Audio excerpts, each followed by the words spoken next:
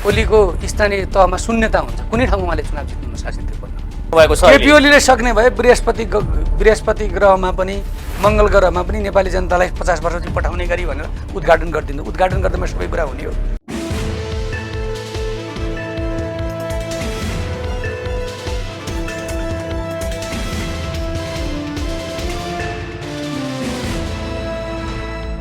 नमस्कार दर्शकवृन्द, कार्यक्रम चक्रव्यूहमा यहाँहरू सबैलाई हार्दिक स्वागत गर्दछु।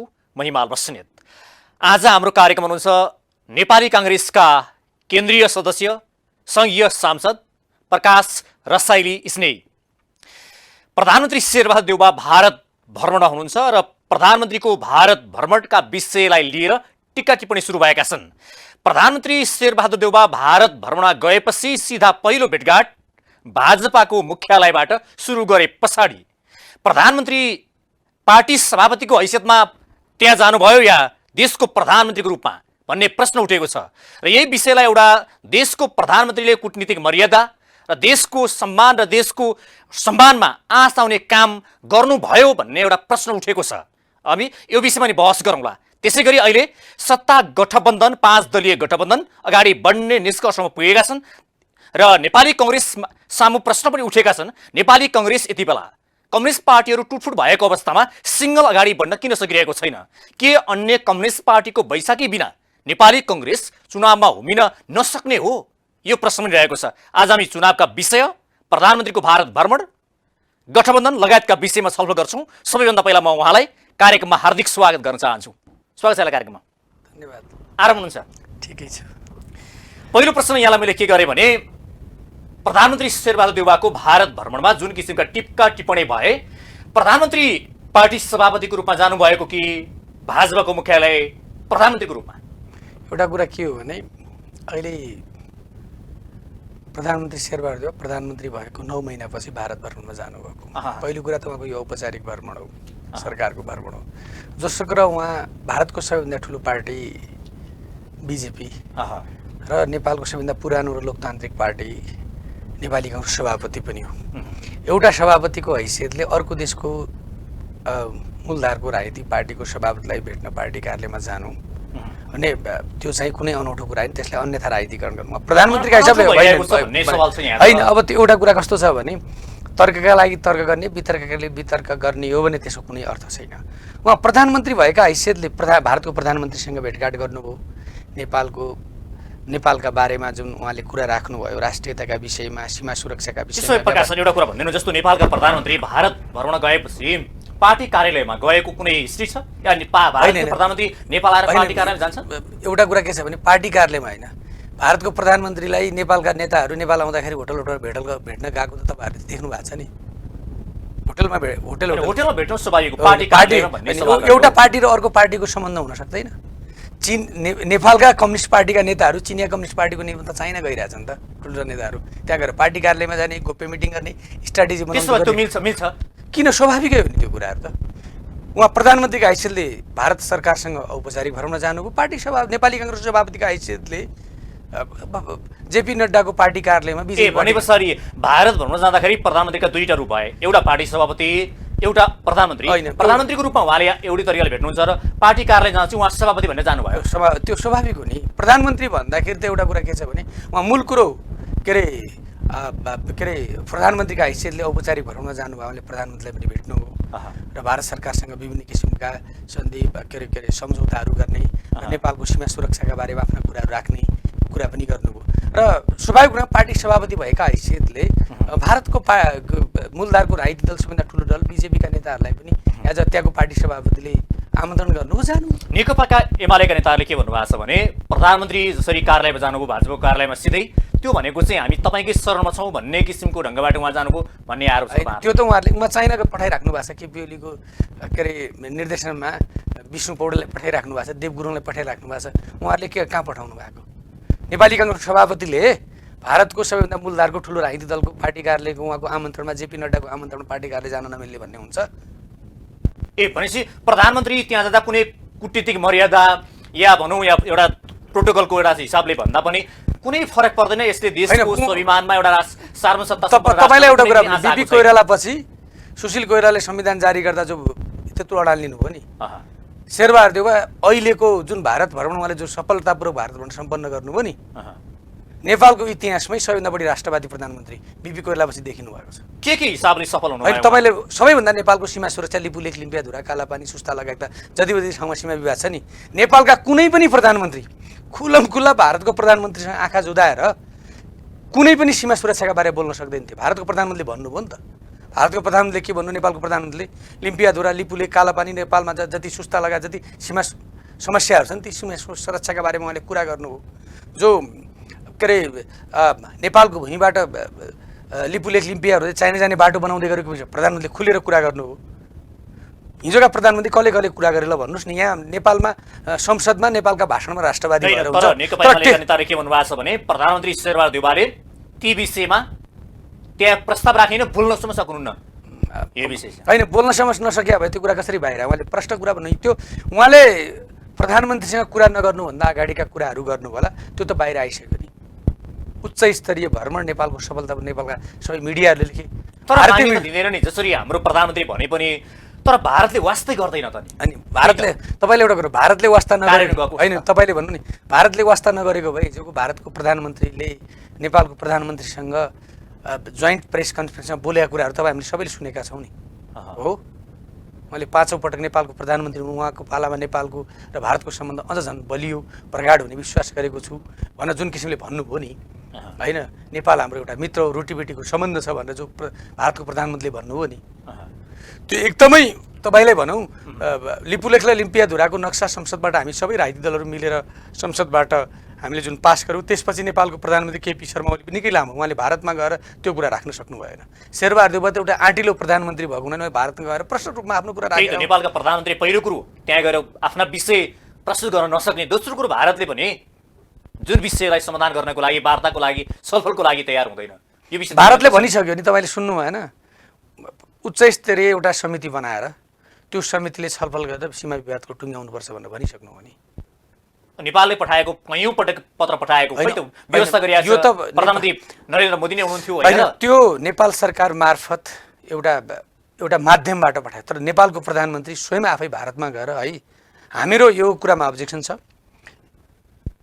सीमा सुरक्षाका बारेमा यो कुरा चाहिँ हाम्रो नेपालको अडान हो, यो विषयमा चाहिँ तपाईँहरूले चाहिँ यो विषयमा तपाईँहरूसँग छलफल गर्नु र बसबाट छलफलबाट हामी टुङ्ग्याउनु तयार छु भने चाहिँ भारत त तयार भइसक्यो नि। अर्को, नेपाली जनताले यो विषय उठाइदिए हुन्थ्यो भन्ने, ताकि सिमानामा कैयौं समयदेखि नेपाली जनताले समस्या झेल्दै आएका भारतीय सुरक्षाकर्मीको ज्यादतीको विषयमा छ र जुन तुइन घटना पछाडिको विषय या भारतीय हेलिकप्टर बिना अनुमति नेपालको चाहिँ एउटा भूभागभित्र प्रवेश गरेको विषय, यस्ता संवेदनशील विषयमा त खोइ त उठाउनु भयो त प्रधानमन्त्री? होइन, याद होला प्रधानमन्त्रीले एउटा दुईवटा घटनालाई उठाउनु भएको छैन।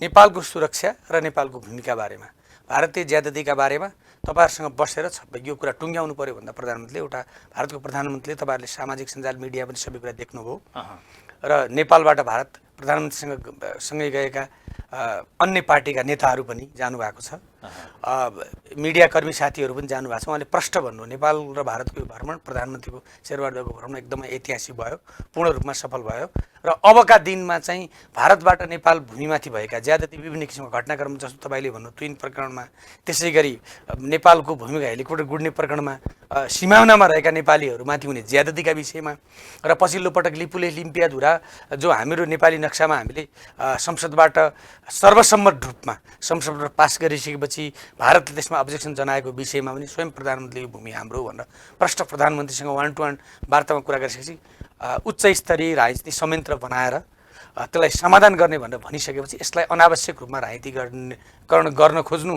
एकदमै यो राजनीतिमाथिको राजनीति हो। नेपाल भारत प्रबुद्ध त्यो समूहको चाहिँ जुन प्रतिवेदन छ इपिजीको, त्यो पनि अहिलेसम्म भनौँ 2 वर्ष लगाएर तयार भयो, 4 वर्ष भयो पुरा भएको, खोइ त्यसको बारेमा दरिलो ढङ्गबाट उठाउन सक्नुहुन्न यो विषय? होइन, दरिलो ढङ्गले नउठाएको भए भारतको प्रधानमन्त्री त्यो कुरा बोल्दै बोल्नु हुन्थेन होला। प्रधानमन्त्रीले 1-to-1 आँखामा आँखा जुदाएर यो कुरामा हाम्रो अब्जेक्सन छ है भनिसकेपछि त्यो कुरा बाहिर आएको एउटा।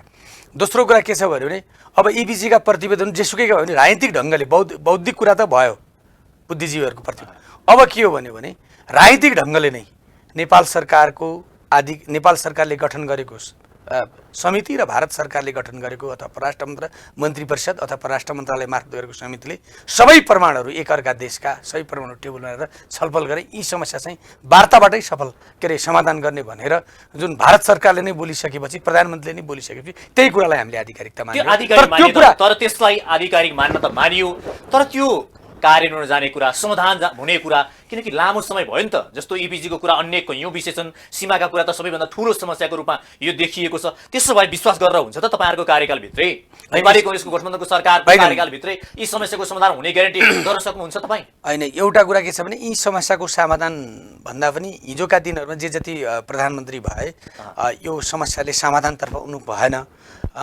भन्ने कुराहरू जो आएको छ नि। तर हामीलाई के विश्वास छ भने प्रधानमन्त्री स्वयं आफै भारतमा गइसकेपछि यसरी चाहिँ नेपालको हामीहरू बिचमा भएको विमति, सीमा सुरक्षा, एकअर्काको सुरक्षाका विषयमा, संवेदनशीलका विषयमा छलफल बहस भइसकेपछि हामी सबैले चाहिँ प्रधानमन्त्रीले गरेको काम कारबाहीका प्रति हामीले विश्वास गर्नुपर्छ। अहिले नै केही पनि हुँदैन भन्यो भने त्यो पूर्वाग्रही पनि हुन्छ, कपोकल्पित पनि कुरा हो। त्यसैले हामीलाई के विश्वास छ भने प्रधानमन्त्रीको भ्रमण आम नेपालीले पनि त्यसरी बुझेर पूर्ण रूपमा सफल भएको छ। हेर्नुहोस् न, अब रेल सञ्चालन भयो जयनगरदेखि जनकपुरसम्म, त्यसपछि त्यहाँबाट हुँदै के अरे त्यो त केपी शर्माले भन्नुहुन्छ हामीले बनाएको एउटा जुन किसिमको योजना थियो त्यो पुरा भयो। केपी शर्मा ओली त पृथ्वी नै मैले जन्माएको हुन, त्यस्ता गफाडीका कुरा गरेर पनि हुन्छ, त्यस्ता गफाडीको छलफल र बहस गरौँ। केपी शर्मा ओलीले गरेका कुराहरू गरेर हुन्छ। उहाँले खै पानी जहाज ल्याउनु भएको, रेल ल्याउनु भएको, त्यो उहाँले रेल ल्याउनु भएको त्यो कति वर्ष अगाडि सुरु भएको थियो जयनगरको रेल? कति वर्षको कार्यालय खोलेर जुन किसिमको अवस्था आयो आज नेपाली कांग्रेसका सभापति प्रधानमन्त्रीले उहाँले सम्पूर्ण तयार पार्नु। प्रधानमन्त्रीले त यो के अरे केपी शर्मा ओली जस्तो गफाडी मान्छेले त यो पृथ्वीको संरचना, यो ब्रह्माण्डको संरचना नै मैले गरे भन्छ, त्यो कुरा पत्याउन सकिन्छ। केपी शर्मा ओली कति गफाडी हो भन्ने कुरा त नेपालका हास्य कलाकारलाई पनि जितिसक्नु भएको छ भनेको आम नेपाली जनताले बुझेकै छन् नि। त्यसैले केपी शर्मा ओली नेपाली राजनीतिमा बहस गर्न लायक मान्छे नै होइन। त्यसो भएदेखि उहाँहरूले जुन किसिमको रेलका कुरा गर्नुभयो, पानी जहाजको कुरा गर्नुभयो, कतिपय सन्दर्भ पानी जहाज पनि उहाँले तपाईँहरूले उहाँको चाहिँ 10औं राष्ट्रिय महाधिवेशन हुँदै गर्दाखेरि त्यो त्रिशुलीमा चाहिँ दृश्य तपाईँहरूले देख्नु भएन भने उहाँहरूले प्रश्न पनि गर्नुभएको छ। उहाँहरूले संरचना तयार पारिदिएर सबै कुरा ठिक्क पारेपछि पकाएको भात तपाईँहरूले सुरुलुका खाएको। तपाईँहरूले यो यस्तो एउटा कुरा के छ भने नि, जयनगरदेखि जनकपुरसम्मको रेल कसले बनाइदिएको, कसले ल्याइदिएको? रोकिएर बसेको थियो नि त लामो समयदेखि। अनि कसले बनाएको त? भारतले बनाएको, नेपालले बनाएको? कसले सुरुवात गरे? उहाँले रेल ल्याउँछु भने पूर्व पश्चिम मेची महाकाली रेल मार्ग चाइनाबाट केरुङ हुँदै, केरुङबाट पोखरा हुँदै चीनबाट चाहिँ नेपालमा ल्याउने भन्नुभएको कुरा चाहिँ अगाडि बढिरहेको छ। त्यसैले एउटा कुरा के छ भने यो फगतका कुरा, यो फगत बहसका कुरा नगरौँ। किनभने उहाँले रेल ल्याउने भनेको चाइनाबाट केरुङ हुँदै होइन पोखरा हुँदै लुम्बिनीसम्म रेल ल्याउने भनेको, पूर्व पश्चिम रेल ल्याउने भनेको कुरा कहाँ पुग्यो त्यो? त्यसैले एउटा कुरा महत्त्वपूर्ण कुरा के हो भने सबै झुटको खेती गर्नुहुन्न कि कम्युनिस्टहरूले संसारभरि झुटको खेती गर्दा आज मार्क्स जन्मेको देशमा, लेनिन जन्मेको देशमा मार्क्स जन्मेको देशमा मार्क्सवाद छैन, लेनिन जन्मेको देशमा लेनिनवाद छैन, सोभियत रुसमा लेनिनको अवस्था र शासन प्रणाली कुन छ, जर्मनीमा के छ, संसारभरि कम्युनिस्टहरू पतन हुँदै गएका छन्। नेपालमा कार्ल मार्क्स र लेनिनको फोटो राखेर डेमोक्रेटिक साइज र संसदीय व्यवस्थामा आउनु भएको छ उहाँहरू। अझै झुटको खेती गर्ने, अब जनताका बिचमा रेल ल्याए भनेर जाने कि, पानी जहाज ल्याए भनेर जाने कि, घरमा ग्यासको पाइप ल्याएँ भनेर जाने कि, हिजो घोषणापत्र लेखाउँदा हरेक वर्ष 5 लाख नेपाली युवाहरूलाई रोजगार दिलाएँ भनेर जाने के भन्ने? तपाईँहरूले जस्तो आफैले बनाएको पार्टी एकता गर्न नसक्नेले देश बनाउँछ भनेर कसरी पत्याउँछ? अहिले अर्थतन्त्र डमाडोल छ। हेर्नुहोस् अहिले चाहिँ ग्यासको भाउ, पेट्रोलको भाउ बर्बाद एउटा त्यो आकाशिएको छ। त्यसलाई समाधान गर्नतर्फ तपाईँहरू हुनु भएको छैन। यो सरकार आएपछि अर्थतन्त्र ध्वस्त भयो। तपाईँलाई एउटा कुरा म आज भन्दैछु, भन्नु त। अझै पनि युक्रेन र रसियाको युद्ध भइसकेपछि, अन्तर्राष्ट्रिय बजारमा तेलको मूल्य वृद्धि भइसकेपछि प्रति सिलिन्डर 665 रुपियाँ घाटामा छ अहिले के अरे सरकार। पेट्रोलमा अझै 16 रुपियाँ घाटामा छ, डिजेलमा 11 रुपियाँ घाटामा छ। त्यसका बावजुद पनि उपलब्ध। तपाईँले आज देख्नुभयो श्रीलङ्काको अवस्था के छ? 500 रुपियाँ केजी चामल छ। आज देशभरिका ठुल्ठुला अर्थतन्त्र भएका देशहरू पनि औँलो ठडिने अवस्था सिर्जना भइसक्यो। त्यसैले यो सरकारले अहिलेसम्म जुन नेपालको अर्थतन्त्र यसरी सम्हाल्ने काम गरिरहेको छ नि, त्यो कुरालाई बुझ्नु पर्यो नि। अर्थतन्त्र नेपालमा तर तपाईँका पार्टीका प्रधानमन्त्री, अध्यक्ष, सभापति, प्रधानमन्त्री स्वयं जो अर्थमन्त्रीले गरेको कार्यप्रति सन्तुष्ट हुनुहुन्न, तपाईँका पार्टीका सहमति कुरा यो होइन सभापतिले मात्रै मैले त पार्टीको केन्द्रीय समितिको बैठकमा नै अर्थमन्त्रीका बारेमा गठबन्धन छलफल गरेर उहाँलाई बिदाबारी गर्ने हो कि पार्टीको के अरे पार्टीको गठबन्धनभित्र कुरा गरेर उहाँको मन्त्रालय स्थानान्तरण गर्ने हो कि अथवा त्यही पार्टीभित्र उहाँको बारेमा विकल्प खोज्ने हो कि त हामीले पनि कुरा उठाउने। त्यस्तो भए त उहाँ जो अर्थमन्त्री हुँदाखेरि उहाँले राम्रोसँग काम गर्न सक्नु भएन भने तपाईँले भने जस्तो चाहिँ होइन मैले अगाडि बढ्यो भनेर कसरी राम्रो काम नराम्रो कामको कुरा होइन अझै राम्रो गर्नका निम्ति भनेको कि अझै राम्रो गर्नका निम्ति। अर्को एउटा प्रश्न बाँकी थियो तपाईँले जस्तो प्रधानमन्त्री भारत भ्रमण गर्दाखेरि जो उहाँका सहायक विदेश मन्त्री होइन के अरे सहमहामन्त्रीले स्वागत गर्नुभयो तर नेपालका प्रधानमन्त्री जाँदाखेरि त्यहाँ चाहिँ एउटा चाहिँ भनौँ न एउटा सम्मानका साथ त्यहाँको मन्त्री आएर सम्मान गर्नुपर्छ भन्ने किसिमको अपेक्षा पनि थियो होला। यहाँ चाहिँ उप प्रधानमन्त्री सहित लाम लस्कर भएर चाहिँ स्वागत गरिन्छ त्यहाँ चाहिँ सामान्य एउटा चाहिँ होइन त्यस्तो होइन। तपाईँलाई गिरिजाप्रसाद कोइराला र बिपी कोइरालापछि नेपालको भारतको प्रधानमन्त्री नै एयरपोर्टमा आएर स्वागत गरेको इतिहास कसैको पनि छैन। त्यहाँको राज्य मन्त्री सहायक मन्त्री लेभलको आएर भव्य स्वागत गर्ने हाम्रो परम्परा नै बसेको छ होइन। हाम्रो पनि त्यही परम्परा परराष्ट्र मन्त्री अथवा उप प्रधानमन्त्री त्यो लेभलको हाम्रो पठाउने परम्परा छ। त्यसलाई कसले स्वागत गर्यो गरेन भन्ने कुरा भन्दा पनि त्यो भ्रमण कतिको उपलब्धिमूलक भयो, कतिको नेपालका पक्षमा भयो, आन्तरिक सुरक्षाका पक्षमा भयो, कतिको नेपाल चाहिँ नेपालको पक्षमा भयो, त्यो भ्रमण कतिको फलदायी भयो भएन, कतिको नेपाली जनताका पक्षमा भयो भएन अथवा कतिको त्यो सम्बन्धलाई चाहिँ चिसिएको सम्बन्धलाई चाहिँ एकदमै राम्रो सम्बन्ध बनाउनेतिर उन्मुख भयो भन्ने कुरामा हेरौँ। को आयो को गएन भन्ने कुरा चाहिँ त्यसमा त्यति धेरै ठुलो बहस गर्न जरुरी छैन। बहस गर्न जरुरी छैन तर एउटा देशको प्रधानमन्त्री गएपछि त्यहाँ चाहिँ एउटा सम्मान गर्ने जुन केपी ओली आउँदा शैली हुन्छ। यहाँ सुन्नुहोस् न, केपी ओली आउँदा को आउनु भएको थियो र?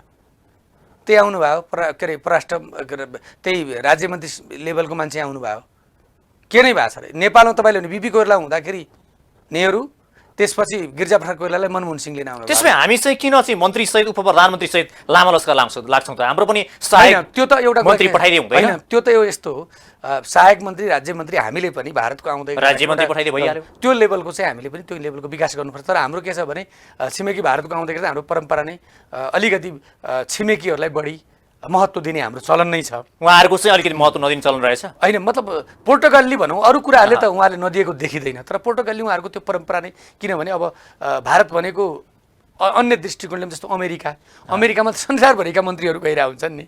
सो अमेरिकामा संसारभरिका मन्त्रीहरू प्रधानमन्त्रीहरू आउने जाने क्रम त चलिरहन्छ। को आयो को गयो भने त्यो थाहा नै हुँदैन। जे सफलता प्राप्त गरेर के कुरा त हुनु पर्यो। के कुरा पुरा भयो त भारत भ्रमण गएपछि भन्न मिल्ने? धार्मिक हिसाबले पनि नेपाल र भारतका धेरै भारतको प्रधानमन्त्री आउँदा पशुपतिनाथ पूजा गर्नुहुन्छ। हाम्रो प्रधानमन्त्री पनि अब के अरे बनारसमा पुग्नु भएको छ, आज फर्किँदै हुनुहुन्छ।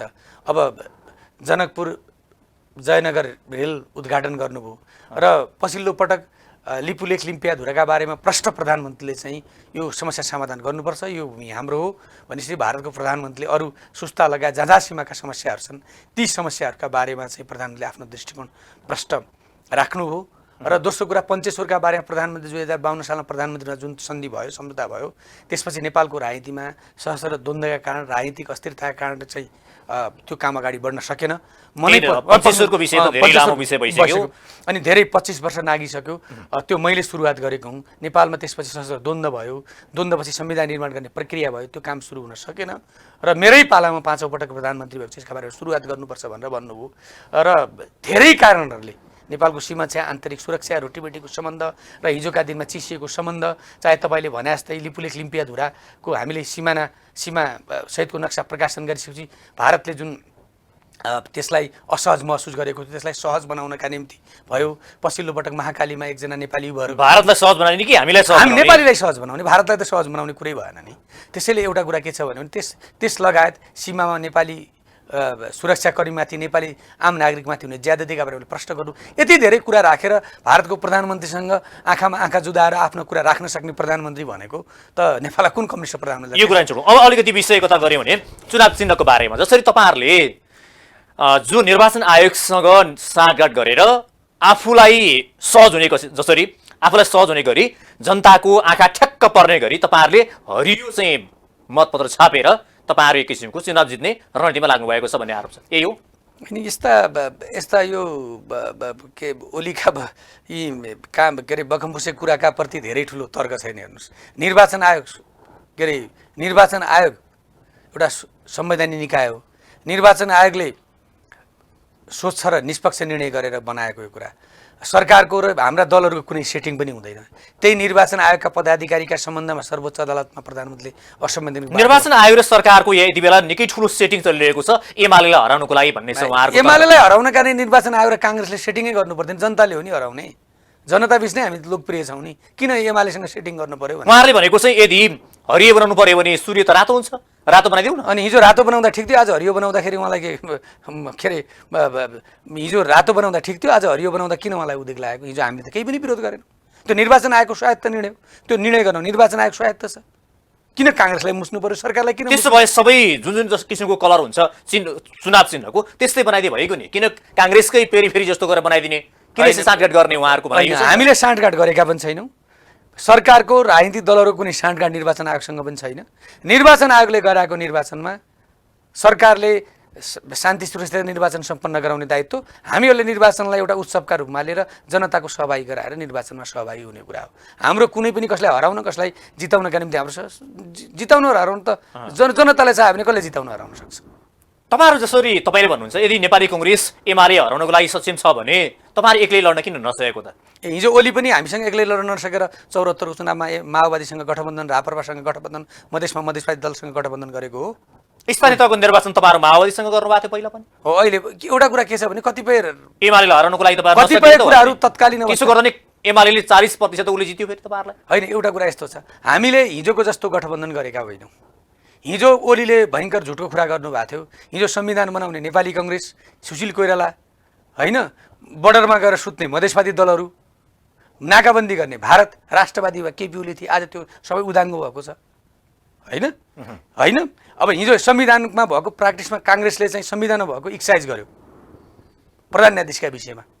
संसारभरिका देशमा लोकतन्त्र भएका देशहरूमा संवैधानिक निकायका सदस्यहरू, संवैधानिक निकायका प्रमुखहरूलाई महाभियोग लगाउने संसदीय व्यवस्थामा संविधान व्यवस्था गरेको छ। तपाईँहरू जस्तो एउटा चाहिँ काङ्ग्रेसको आफ्नो विचार र सिद्धान्त छ होइन र, तपाईँहरू एउटा किसिमको आफ्नो विचार, कम्युनिस्ट पार्टीको आफ्नो विचार छ, तपाईँहरू विचार मिल्ने नमिल्ने बिचमा पनि तपाईँहरू एक किसिमको चाहिँ अर्को पार्टीलाई हराउनकै लागि गठबन्धन गर्नुपर्छ त? तपाईँहरूलाई भनौँ अहिलेको यो गठबन्धन कसरी बनेको तपाईँलाई थाहा छ? केपी ओली र राष्ट्रपति मिलेर संविधानलाई कागजको खोस्टो, सडकमा खालिएको कागजको खोस्टोको अरू केही महत्त्व थियो होला, त्यो संविधानलाई धुजा पारिसकेपछि 10 वर्ष सशस्त्र जनयुद्ध, 22 दिने शान्तिपूर्ण आन्दोलनबाट प्राप्त रगत र नेपाली जनताको रगत र पसिनाबाट बनेको संविधानलाई समाप्त पार्न लागिसकेपछि स्वयं केपी ओलीका पार्टीका नेताहरू पनि सडकमा आएर आन्दोलन गरेर न्यायालयको ढोकामा हामीले संविधानको बाटोबाट त्यति मात्रै प्रधानमन्त्रीहरू पनि केपी ओलीलाई बालकोट पुर्यायो भन्नुभएको थियो, तर तपाईँकै पार्टीका सभापति प्रधानमन्त्री बालकोट पुग्नु भएन पछाडि? त्यो त राष्ट्रिय सहमति चाहिन्छ नि, हरेक कुरामा चाहिँदैन। एमसी जस्तो विषयमा हिजो जसरी पनि एमालेसँग चाहिँ तपाईँहरू सहमति नगरिकन त राष्ट्रिय मुद्दाहरू समाधान हुँदो रहेनछ। होइन, एमाले सरकारमा हुँदा काङ्ग्रेससँग कुनै पनि कुरामा राष्ट्रिय मुद्दाहरूमा सहमति नै होइन, एमाले चल्न सक्छ। राष्ट्रिय मुद्दाहरूमा त एमाले प्रधानमन्त्री देशको अभिभावक हो, बालकोट नै जाँदा त अलिकति सुहाएन होला नि त। एउटा कुरा, केपी शर्मा ओली के अरे बालुवाटार आउनु भएको छैन र, केपी शर्मा ओली शेरबहादुर देउवा कहाँ पुग्नु भएको छैन र? त्यो त राजनीतिक परम्परा संस्कृति, जसलाई उपयुक्त हुन्छ, जसलाई समयले साथ दिन्छ उसैले जाने कुरा हो। बोलचालै बन्द गर्नुपर्छ भन्ने त होइन नि त। राजनीतिमा त एउटा उच्च स्तरीय संस्कार पनि त बोक्नु पर्यो नि।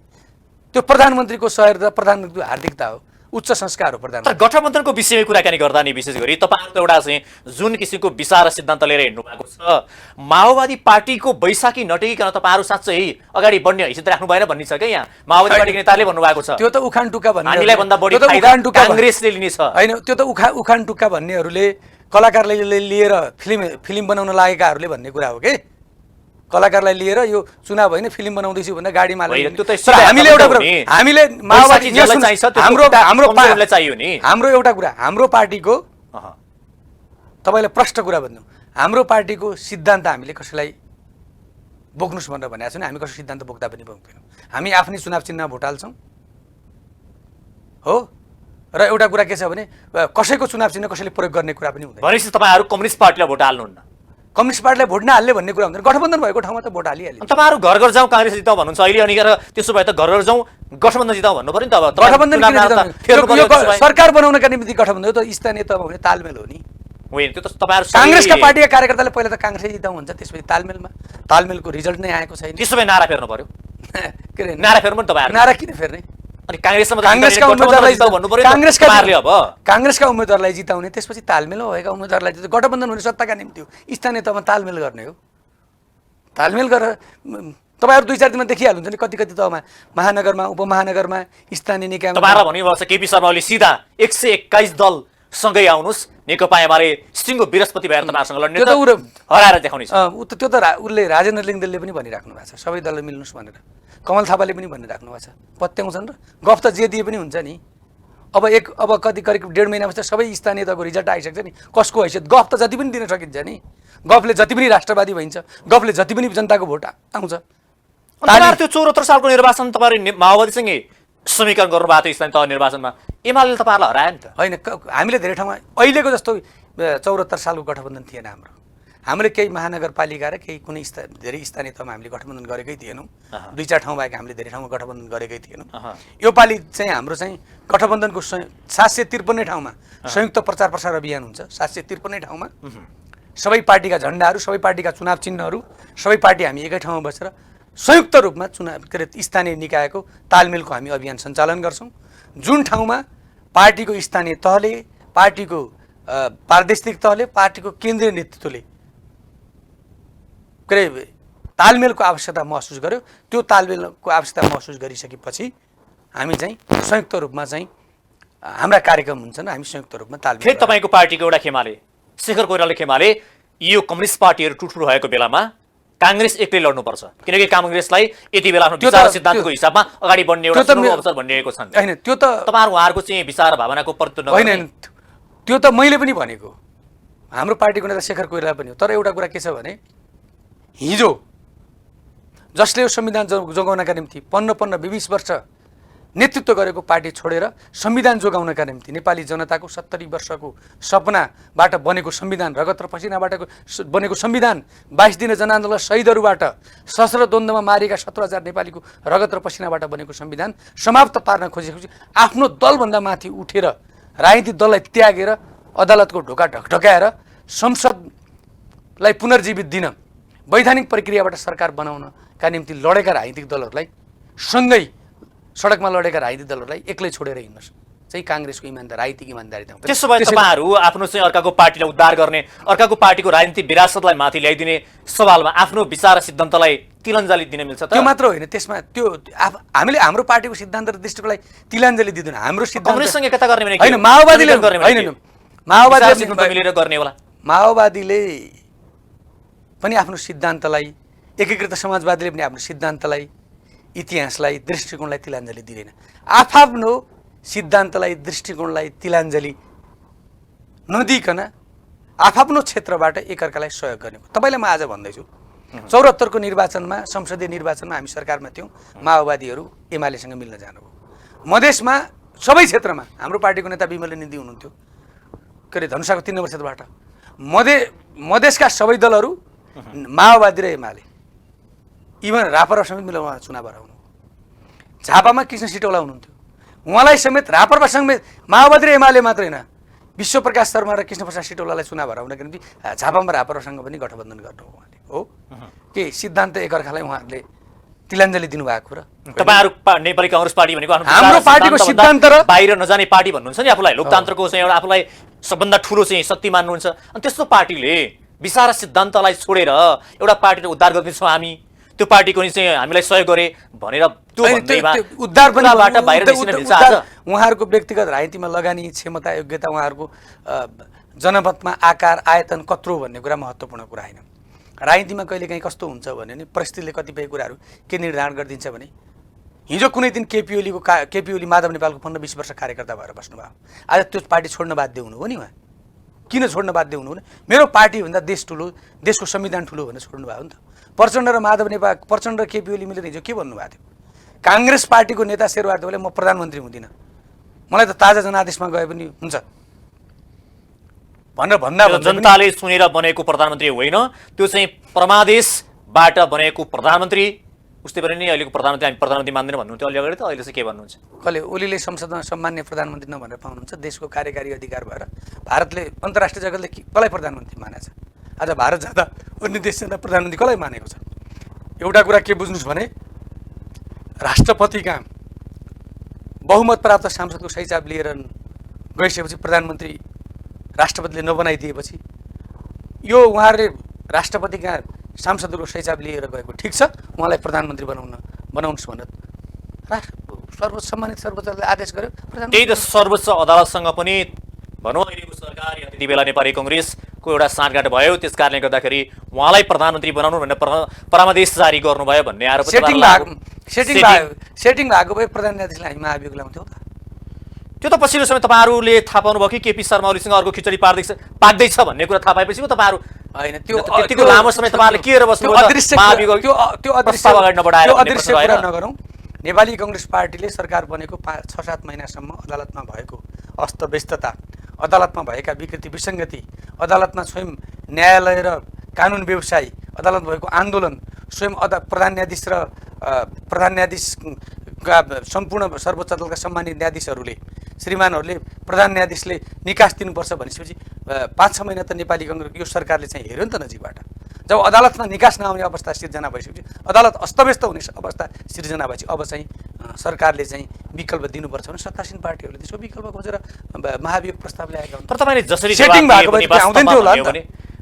नेपालका राजनीतिक पार्टीहरू आफ्नो विचार र सिद्धान्त भन्दा चाहिँ निकै टाढा छन् भन्ने कुरा चाहिँ अहिले राजनीति विश्लेषकहरूले भन्न थालिसकेका छन्, किनकि सिद्धान्त विचार त पोली खाइसके भनिसक्छ। होइन, एउटा कुरा यस्तो भन्ने कुरा नहो त्यो त। काङ्ग्रेस जस्ता रहेनन्, कम्युनिस्ट जस्ता रहेनन् भनेर भन्नुहुन्छ। होइन, हामी त जन्मजात संसदीय व्यवस्थाको पक्षधर हौँ। हाम्रो संसदीय व्यवस्था र संसदीय व्यवस्थाका अन्तर्वस्तुहरूमा हिजोदेखि बिपी कोइरालाको पालादेखि शासन प्रणालीका केही अन्तर्वस्तुहरू परिवर्तन हुने, संशोधन हुने त संसारभरि भइरहेका नै छन्। त्यो कुरामा हाम्रो कुनै दुविधा छैन। बिपीले त कम्युनिस्टसँग एकता गर्नै हुँदैन भनेर भन्नुहुन्थ्यो क्या? के अरे कम्युनिस्टसँग एकता गर्नै हुँदैन भन्ने कुरा उहाँले भन्नु। त्यो कुरालाई बिपीले कहीँ पनि कम्युनिस्टसँग एकता गर्नुहुन्न भनेर त्यतिखेर नेपालमा कम्युनिस्ट नै थिएनन्, 2-4 जना मान्छेहरू थिए होला। 7 सालको परिवर्तन क्रान्तिमा नेपालमा कम्युनिस्टहरू कति थिए?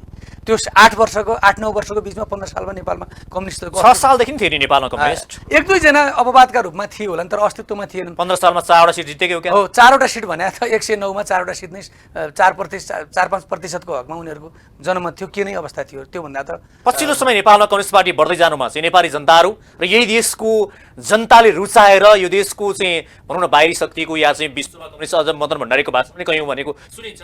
नेपालकै जनताले रुचाएर चाहिँ कम्युनिस्ट पार्टीहरूको चाहिँ त्यो होइन, नेपालमा संख्या बढ्दै गयो। नेपालमा सामाजिक न्यायको अवस्था र नेपालमा गरिबी धेरै छ। गरिबी भएको देशमा कम्युनिस्टहरू मौलाउँछन् नै, जहाँ सामाजिक महिलामाथि विभेद, जातीय विभेद, समाजमा रहेका पिँधमा रहेका समुदायहरू राज्यको मूल पर्वमा ल्याउने कुरा र देशमा गरिबी जस्तो नेपालमा 50 लाख नेपाली युवाहरू गल्फ कन्ट्रीहरू दुबई, साउदी, मलेसिया छन्। त्यो कारणले नेपालमा गरिबी भएको कारणले तपाईँहरू त्यसो भए कम्युनिस्टहरू चाहिँ गरिबीको लागि लड्दा रहेछन्, काङ्ग्रेसहरू चाहिँ गरिबीको लागि लड्दा रहेछन्। होइन, त्यस्तो होइन। गरिबका विरुद्ध लड्ने भने तर गरिब बढाइराख्यो भने कम्युनिस्टहरू बाँचिरहन्छन् भन्ने मान्यता हो। तर हाम्रो मान्यता सबै आम नागरिकहरू गरिबीबाट मुक्ति भयो भने, सम्पन्न भयो भने, अमेरिकाको जस्तै नागरिक, युरोपका जस्तै नागरिक भयो भने कम्युनिस्ट आफै हराउँछ भन्ने। गएको त्यो 30 वर्ष पञ्चायतको समय छोडेर हेर्ने हो भने त तपाईँहरूको नेपाली कङ्ग्रेसले कैयौँपल्ट सरकार बनायो। त्यसो भए तपाईँहरूले गरिबी न्यूनीकरण गर्न खोइ त कहाँ सक्नुभयो त? तपाईँको पार्टीले कतिपल्ट सरकार बनायो, बहुमत कतिपल्ट पायो, तपाईँलाई ताजै छ? होइन, अर्थतन्त्रमा हामीले उल्लेख्य प्रगति गर्न सकिरहेका छैनौँ। विशेष गरी रोक्यो कसले भन्ने कुरा आज पार्टी तपाईँहरूकै सरकार। यसका बारेमा गहिरो ढङ्गले धेरै लामो विश्लेषण गर्न जरुरी छ। नेपालमा कुनै देशले अनुदान दियो भने कम्युनिस्टहरूले विरोध गरेकै हुन्छन्, अनावश्यक राष्ट्रवादी हुन्छ। जब चुनावमा नेपालमा संसारभरि कार्ल मार्क्सवादको लेनिनवादको प्रचार प्रसार गरेर कसले भोट हाल्छन् र? नेपालमा कम्युनिस्टहरू कुनै मुद्दा हुँदा लास्टमा कुनै न कुनै मुद्दाले राष्ट्रवादी हुन्छन् र अनि जनतालाई झुक्क्याउँछन्। हरेक निर्वाचनमा योपालि सामान्यतः कोही पनि राष्ट्रवादी हुन सकेका छैनन्। चुनावसम्म कुनै न कुनै कम्युनिस्टले राष्ट्रवादको फन्डा निकालिहाल्छन् जस्तो लाग्छ मलाई। हेर्नुहोस्, तपाईँलाई एउटा कुरा भनौँ, 48 सालमा कम्युनिस्ट आयो, 52 सालमा नेपालका वामपन्थीहरूले जनविद्रोह गर्न सुरु गरिहाले हो। अब त्यो जनविद्रोहलाई सेटल गर्न, त्यसलाई समाधान गर्नका निम्ति गिरिजाप्रसाद कोइरालाले कत्रो धेरै मूल्य चुकाउनु भयो। त्यसको सारथी प्रचण्ड जीवितै हुनुहुन्छ होइन, त्यसको सारथी महाराज नेपाल हुनुहुन्छ। त्यसलाई हामीले संसदबाट अथवा संविधानसभाबाट संविधान बनाउन कति समय लाग्यो होइन। अब तपाईँलाई भनौँ, नेपालमा अर्थतन्त्रको अवस्था निकै हामीले सोचे जस्तो अर्थतन्त्रको विकास हुन सकिरहेको छैन। तर नेपालमा विकास के अरे आम नागरिकले सोचे जस्तै विकासको पूर्वाधारहरू बन्ने कामको सुरुवात। आज तपाईँ र म टेलिभिजनमा बोल्दै गर्दा तपाईँ र यस्ता टेलिभिजन नेपालमा कतिवटा भए, विश्वविद्यालय यति मात्रै कुरा होइन नि त सर, जस्तो प्रकाश सर यो कुरा त सामान्य कुरा भए, तर देशको अवस्था कहाँ पुग्नु पर्थ्यो। हामीसँगै विकासको खाका कोरेका राष्ट्रहरू आज हेर्नुहोस् हामीलाई चाहिँ सहयोग गर्ने भनौँ, चीनकै एउटा चाहिँ स्थिति हेर्दा 1980-90 को दशकतिर त नेपाल र चीन एउटै अवस्थामा रहेछन्। आज चीनले कुन किसिमको विकास गरेर संसारको एउटा शक्तिशाली राष्ट्रको रूपमा एउटा उदाइसक्यो। हामी भने अहिले पनि माग्ने कुरा गरिरहेका छौँ त, मागेर धनी पनि छ। यस्तो एउटा कुरा यस्तो हो, संसारभरिका तपाईँले हेर्नुहुन्छ भने दुईटा अफिमवारमा युरोपियनहरूसँग चाइनिजले आत्मसमर्पण गरेको, चाइनामा युरोपियनहरूबाट के अरे अफिम सप्लाई हुने र चाइनाका चाँदीका सुनका अस्थिर पैसाहरू विदेश जाने, इभन चाइनाका चीनका तिब्बतियन महिला ठुला जिउडालका महिलाहरू विदेश जाने, आज नेपाली महिलाहरू जसरी कामका लागि विदेश जाने अवस्था सिर्जना थियो। अब संसारको इतिहासमा चाहिँ राजनीतिक ढङ्गले र एकअर्काको परिपूरक नभइकन चाहिँ कसैले पनि विकास गरेको देखिँदैन। आज के अरे रसियाले तेल र ग्यास रोक्ने बित्तिकै तेल र ग्यासको सर्टेज भयो, भोलि भारतले केही रोकिने बित्तिकै अर्को सर्टेज हुन्छ। कुनै न कुनै हिसाबले कुनै न कुनै देश कसैको सहयोगी, कसैका बिचमा हामी डिपेन्डेन्ट नै हो। तर एउटा कुरा के छ भने दुःखको कुरा के हो भने हामीले चाहिँ समृद्धिको एजेन्डामा, अर्थतन्त्रको एजेन्डामा तपाईँले अघि भन्नु नि प्रधानमन्त्री केपी शर्मा ओली कहाँ जानुभयो भनेर भन्नु, केपी शर्मा ओली र शेरबहादुर देउवा पनि समृद्धिको एजेन्डामा एक ठाउँमा आउनुपर्छ र राष्ट्रिय सहमति कायम गर्नुपर्छ। कतिसम्म हामी नेपालीहरू माग्नेको देश हुने, कतिसम्म अरू देशबाट काम गरेर रगत र पसिना बगाएर नेपालमा रेमिटेन्स। त्यो पनि अर्को विषय। तपाईँहरू जस्तो एउटा चाहिँ युवा नेताहरू जसको चाहिँ एउटा मिसन र भिजन पनि छ, तपाईँहरूको भिजन र मिसनलाई नेतृत्व तहमा बस्ने नेताहरूले नसुनवाई नगर्ने होइन, उहाँहरू आफ्नो विचारहरू मिल्यो भने जुट्ने, विचार मिलेर फुट्ने यावत कुरा हुँदाखेरि तपाईँहरूको पनि त खासै विचारको सुनवाई हुन्छ त आज पार्टीमा? होइन, यस्तो हो, पार्टीमा र आम नागरिकका बिचमा चाहिँ हामीले हाम्रो विचार दृष्टिकोणहरू त राखेका छौँ। पार्टीको 14औं महाधिवेशनमा मैले तपाईँसँगै डिबेट गर्दा 2-3 महिना अगाडि मैले भनेको थिएँ नेपाली काङ्ग्रेस केन्द्रीय समितिमा 80% युवामय हुन्छ भन्ने थिएँ। अहिले युवामय तपाईँहरूले देख्नुभयो भने 2टा महामन्त्री युवा नै हुनुहुन्छ, एउटा उपसभापति युवा नै हुनुहुन्छ भन्यो भने एउटा कुरा के भयो, 80% नभए पनि केही युवाहरू आउनु होइन। हामी 80% का हारेर तपाईँले हेर्नुभयो भने 50 वर्षभन्दा मुनिका हामी 80% नै छौँ। तर एउटा कुरा के छ भने तर अब चाहिँ हाम्रो पार्टीभित्र पनि बिस्तारै, हाम्रो पार्टी भन्दा अन्य पार्टीहरूभित्र पनि युवाहरूको दबदबा बढ्दै गएको छ। भिजन दृष्टिकोण, नयाँ सोच, नयाँ दृष्टिकोण, नयाँ समृद्धिको भिजन दृष्टिकोण भएका युवाहरूको दबदबा बढ्दैछ। त्यसैले नेपाल सधैँभरि गरिबीको रेखामुनि रहने, माग्ने देश भइरहने, समृद्धिको जनताको चाहना पुरा गर्न नसक्ने, सधैँभरि के अरे शासन प्रणाली परिवर्तनका निम्ति मात्रै शासन प्रणालीलाई दोष दिने, कहिले राजालाई दोष दिने, कहिले धर्मलाई दोष दिने होइन, अब कहिले नेतालाई दोष दिने होइन कि अब दोष दिने भन्दा पनि हामीले देश बनाएर देखाउने हो। तर एउटा सङ्कल्प गर्न सक्ने, एउटा अठोटका साथ आत्मविश्वासका साथ अगाडि बढ्ने र सबै जनता, देश, नेता, कार्यकर्ता सबैको भावना बुझेर त्यो अनुसार मिसन र भिजन लिएर अगाडि बढ्न सक्ने नेताको नेपालमा खाँचो छ यति बेला? होइन होइन, खाँचो छ भन्दा खाँचो छ नि त होइन, त्यस्तो होइन। त्यसमा पनि यस्तो भनौँ, हामीले के भनौँ भने हामीसँग नेपालको ठुलो अर्थतन्त्रको विकास गर्नका निम्ति के चिजको आवश्यकता पर्छ, कुन कुन पूर्वाधारहरू बनाउनु। जस्तो कृषि नेपालका लागि आज पनि हामीले तपाईँले भन्नु तरकारी पनि भारतबाट, लसुन प्याजहरू भारत चाइनाबाट ल्याउनु पर्ने अवस्था सिर्जना भएको छ। अरूको कुरा छोडिदिनुहोस् न, दसैँ तिहारमा खसी बोका मासु समेत पनि हामीले भारतबाट, चाइनाबाट, च्याङ्रा भारतबाट खसी बोका ल्याउनु पर्ने अवस्था सिर्जना भएको छ। कृषि, पर्यटन र ऊर्जा, 3टा कुरामा चाहिँ हामीले राम्रोसँग लगानी लगाएर विकास गर्न सक्यौँ भने, यसमा वैदेशिक लगानी, स्वदेशी लगानीलाई प्रमोट गर्न सक्यौँ भने नेपालको आन्तरिक करबाट उठेको पैसाले त्यसको साधारण खर्च प्रधानमन्त्री। सबैभन्दा पहिलो प्रश्न तपाईँहरूलाई आउँछ, किनकि तपाईँको पार्टी अहिले संसदमा दोस्रो पार्टी भए पनि लामो समयसम्म संसदमा रहेर काम गरेको पार्टी, सरकार धेरै पटक बनाएको पार्टी, त्यसले गर्दाखेरि यो अवस्था कसरी आयो त? किनकि हाम्रो देश कुनै समयमा चाहिँ निर्यात पनि गर्थ्यो नि त, एउटा चाहिँ हरेक ढङ्गबाट निर्यात अगाडि थियो। 10 वर्षसम्म हामीले सशस्त्र द्वन्द्व गऱ्यौँ, करिब 10 वर्षसम्म त हामीलाई चाहिँ संविधान बनाउनै लाग्यो। 52 सालदेखि 62 देखि 72 संविधान बनाउने प्रक्रिया र सशस्त्र द्वन्द्वमै हामी लाग्यौँ। त्यसपछि हामीले एउटा पार्टीलाई चाहिँ अब द्वन्द्व होइन, अब विभाजन होइन, स्थायित्व चाहिन्छ भने नेपाली जनताले कम्युनिस्ट गठबन्धनलाई सरकारमा दिए। नेपालका वामपन्थी पार्टीहरूलाई 6वटा प्रदेशमा सरकार, सङ्घमा सरकार, जताततै कम्युनिस्टमय मुलुक बनाइदिए। अब एकपटक कम्युनिस्टलाई हेर्नुपर्छ, उहाँले स्थायित्व गर्ने। तर ती कम्युनिस्ट पार्टीहरू आज त्यो संयुक्त गठबन्धनको घोषणापत्र माओवादीसँग छ कि प्रचण्डसँग कि झलनासँग छ कि माधव नेपालसँग छ कि केपी ओलीसँग। अब अहिले निर्वाचनमा उहाँहरू कसले जवाफ दिने हो?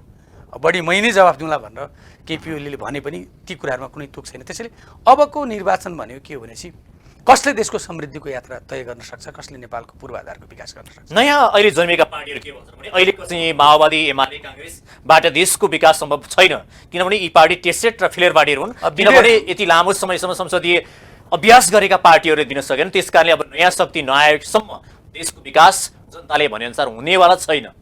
तपाईँ यो निष्कर्षको कुरा नगरौँ। राजनीतिक पार्टी सञ्चालन गर्नका निम्ति इतिहास, एजेन्डा, अनुभव सबै कुराको चाहिन्छ। पार्टी चलाउनका निम्ति देशको राष्ट्रिय अन्तर्राष्ट्रिय परिस्थिति हामीले सबै कुरा बुझ्नुपर्छ।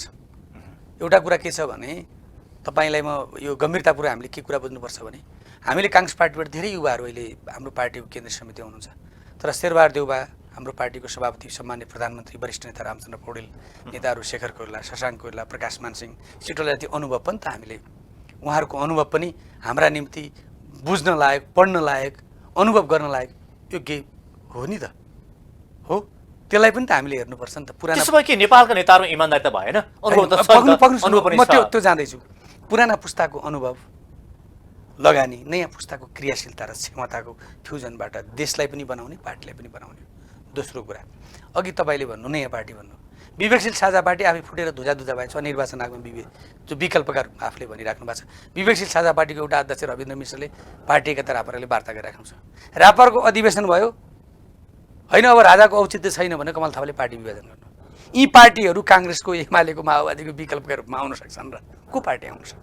होइन, यति बेला त राप्रपाको चाहिँ एउटा ठुलो माहौल पनि छ र अहिले अन्य पार्टीहरूसँग एउटा चाहिँ समीकरण गरेर अब राप्रपाले नै चाहिँ एउटा राम्रो माहौल ल्याउला भन्ने एउटा किसिमको अपेक्षा पनि गर्ने मान्छेहरू धेरै देखिन्छ नि त्यति बेला अहिलेको निर्वाचन। एउटा कुरा के छ भने त्यो के अरे त्यो कुरा नेपालको राजनीतिमा सम्भावना पनि छैन, त्यो सम्भव पनि छैन। त्यो राजा त हिजो जनताले नै फ्यारेका हुन्। जनताले जसरी राजाले विकास समृद्धि या यावत विषयमा जुन देन दिए त्यो भन्दा बरु दलहरू भयो भने गर्न सक्लान् भन्ने निष्कर्ष पुगे जनता। तर आज तपाईँहरू दलहरू नै असफल भएपछि फेरि राजतन्त्रवादीहरू मौलाएर आएका छैनन् त? होइन, एउटा कुरा तपाईँलाई म के भनौँ भने धेरै समय लाग्दैन, 1.5 महिनाको समय परिस्थिति हो। रापरले कतिवटा वडा जित्छ, कतिवटा नगरपालिका जित्छ। तपाईँको र मेरो अथवा सडकमा गएर रुस्टममा बोल्न, कसैलाई आरोप लाउन धेरै जति सजिलो छ, जिम्मेवारीपूर्वक काम गर्न कति धेरै गाह्रो छ। तपाईँले देख्नुभयो नि केपी शर्मा ओली प्रधानमन्त्री बन्नुभयो, 3.5 वर्षसम्म उहाँको पार्टीभित्र कसरी हडाको मच्यो र अस्थिर भएर पार्टी अन्ततोगत यो गठबन्धनबाट निर्माण भएको पार्टी 3 टुक्रा भएको छ अहिले है। त्यसैले एउटा कुरा के छ भने उहाँहरूले भने जस्तो रापरपाको त्यो भाषण सुन्न आए जस्तो कतिपय कुराहरू सेन्टिमेन्टलको आधारमा कुरा बुझ्न पनि जनता गयो होलान्। भाषण सुन्ने बित्तिकै ती जनताले त्यो जनलर्थता छ भनेर विश्वास गर्नु गलत कुरा हो। रापरपाको हिजोको हैसियतमा रापरपा माथि उठ्न सक्दैन। अर्को विषय तपाईँहरूको चुनावको विषयमा, चुनावी नाराका विषय छ नि त। अब तपाईँहरूले घोषणापत्र तयार पार्दै हुनुहुन्छ होला सायद।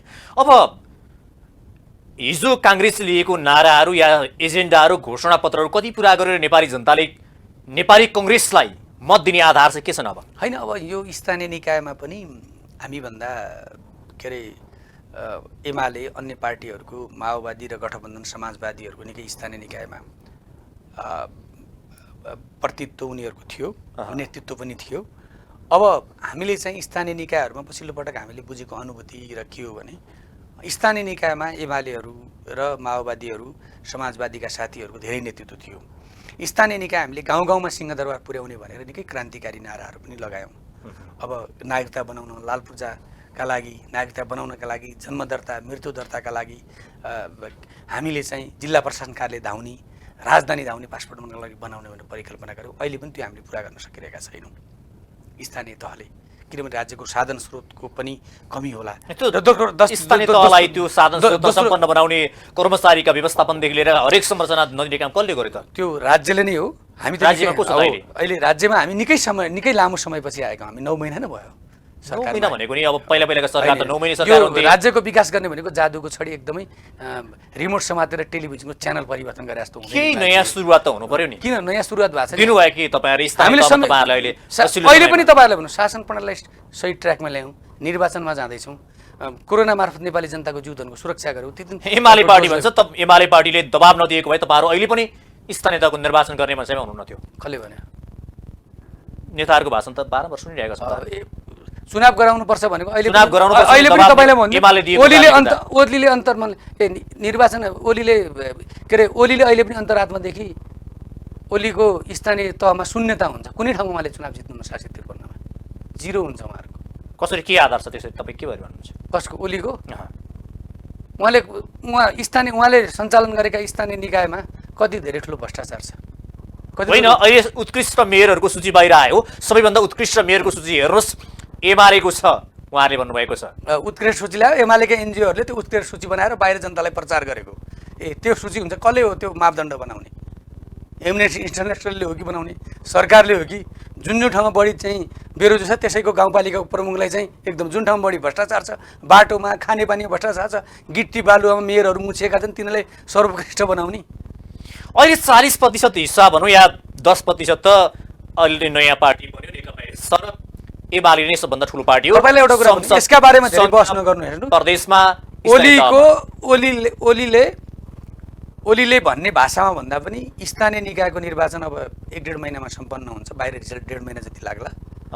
ओलीको अवस्था चाहिँ उहाँको चिन्ताजनक अवस्था रहन्छ।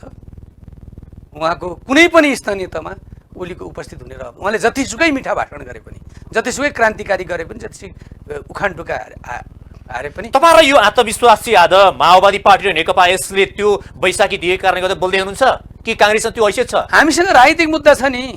हामी जनताका बीचमा जाँदै गर्दा भन्दैनौँ ओलीलाई के भन्छौँ? खै त पानी जहाज ल्याएको, खै उहाँको घोषणापत्र कोसँग छ? आज गएर हेर्नुहोस् भन्नुहुन्छ उहाँहरू। के त्रिशुली के बनाउनु पर्यो? त्रिशुली नदी पानी जहाज चलिरहेछ।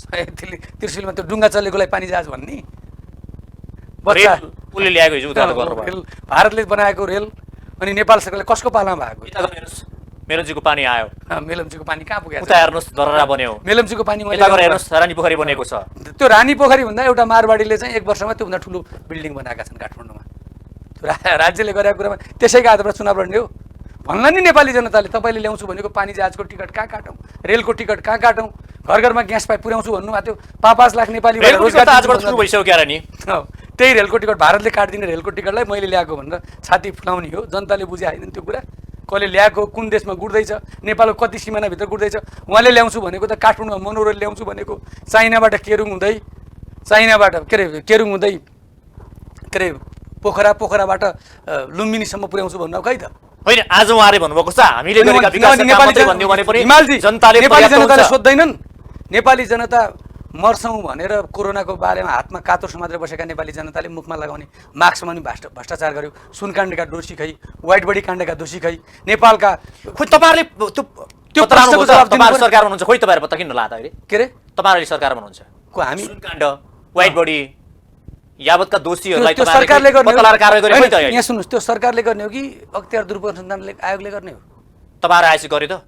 होइन, अख्तियार दुरुपयोग अनुसन्धानले सुरु गर्नु पर्यो नि त्यो। तपाईँको सरकारले पनि एक किसिमको दबाब यहाँ दिनु पर्यो कि चाहिँ एउटा किसिमको हुन्छ नि त। तपाईँहरूकै पेरिफेरी यहाँ भएपछि हिजो त्यसो भए त केपी शर्मा ओलीले गरेको होइन होला नि त? किन केपी शर्मा ओलीले गरे भएन? बाहिर आयो त्यो कुरा।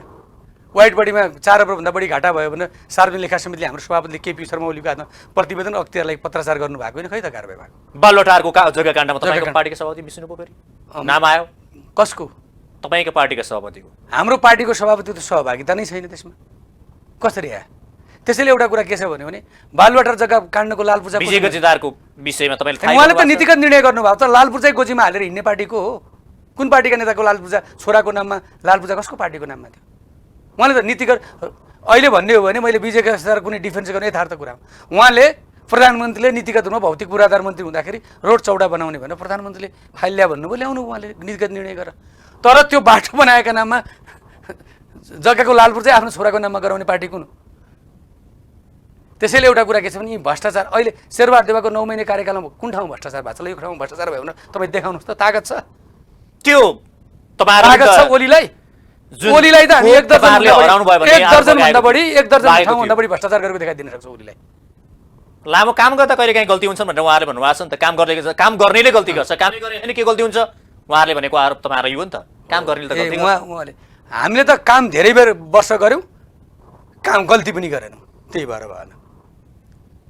उहाँले काम पनि गर्नु भएन, धेरै गल्ती गर्नु। उहाँहरूले भन्नुभएको छ जसरी जति ठाउँमा चाहिँ स्वास्थ्य चौकी या चाहिँ अस्पतालको उद्घाटन भयो तपाईँहरूले रोकिरहनु भएको छ अहिले, जसरी हिजो हामीले उद्घाटन गरेका र गर्न खोजेको काम आजको अहिलेको सरकारले रोकिरहेको छ। नारा मात्रै लिएर हिँड्यो भने पर्याप्त हुन्छ उहाँहरूले भन्नुभएको छ। केपीओलीले सक्ने भए बृहस्पति ग्रहमा पनि मङ्गल ग्रहमा पनि नेपाली जनतालाई 50 वर्षपछि पठाउने गरी भनेर उद्घाटन गरिदिनु। उद्घाटन गर्दामा सबै कुरा हुने हो। तपाईँले केपीओलीकै पालामा सरकारले एउटा रिपोर्ट पेश गर्ने, अर्थमन्त्रीले विश्व ब्याङ्कले एउटा रिपोर्ट पेश गर्ने, संसदमा आएर झुटा सूचकहरू अर्थतन्त्रका सूचकहरू बताउनुहुन्थ्यो। त्यतिखेर पनि हामीले भने हो नि त। त्यसैले एउटा कुरा त्यसो भए नेपाली कांग्रेसले के नयाँ काम गर्छ? कम्युनिस्ट पार्टीको भन्दा छुट्टै किसिमको काम एउटा कुरा भनेर विश्वास गरेर तपाईँलाई मत दिने त ल भन्नु। एउटा कुरा म आज भन्छु तपाईँलाई, स्वास्थ्य र शिक्षा स्थानीय निकायमा नेपाली कांग्रेसले फ्री गर्छ। एउटा अब योभन्दा अगाडि भन्नुभएको थियो है फ्री गर्छ। एउटा कुरा जो अहिले स्थानीय निकायमा चाहिँ